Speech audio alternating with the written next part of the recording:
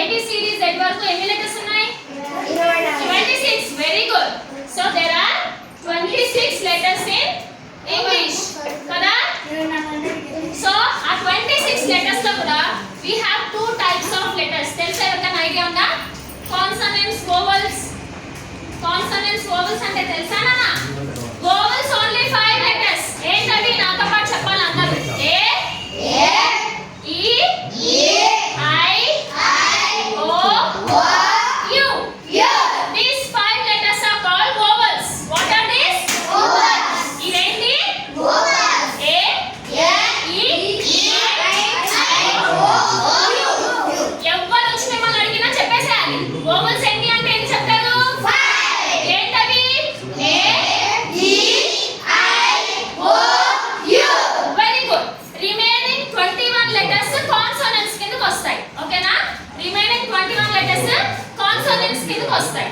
ఇప్పుడు ఎందుకు ఇవి చెప్తున్నాను అంటే మనం ఆర్టికల్స్ నేర్చుకునేటప్పుడు కాన్సోనెంట్స్, వోవెల్స్ అనే టాపిక్ వస్తుంది. ఓకేనా? సో ఇప్పుడు మీకు వోవెల్స్ అంటే ఐడియా ఉంది కదా? ఎన్ని అక్షరాలు ఉన్నాయి? 5. What are they? 5 E I O U. Very good.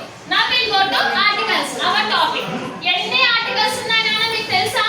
5. Vowels కాదు, articles. There are 3 articles in English. ఎన్ని ఉన్నాయి articles? 3. How many articles are there in English? Not vowels, articles.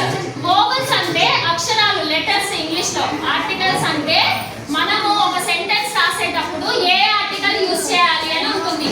ఎన్ని ఉంటాయి articles? 3. How many articles are there? 3. How many articles are there? 3. What are they? A and the. ఎన్ని ఉన్నాయి నాన్న articles? 3. What are they? A and the. అయితే మనం ఏ ఎక్కడ use చేస్తున్నాం, ఎన్ ఎక్కడ యూస్ చేస్తున్నాం, ద ఎక్కడ యూస్ చేస్తున్నాం అనేది నేర్చుకుందాం ఇప్పుడు. ఓకేనా? ఓకేనా? ఇప్పుడు ఈ టాపిక్ అన్న ముందు మనం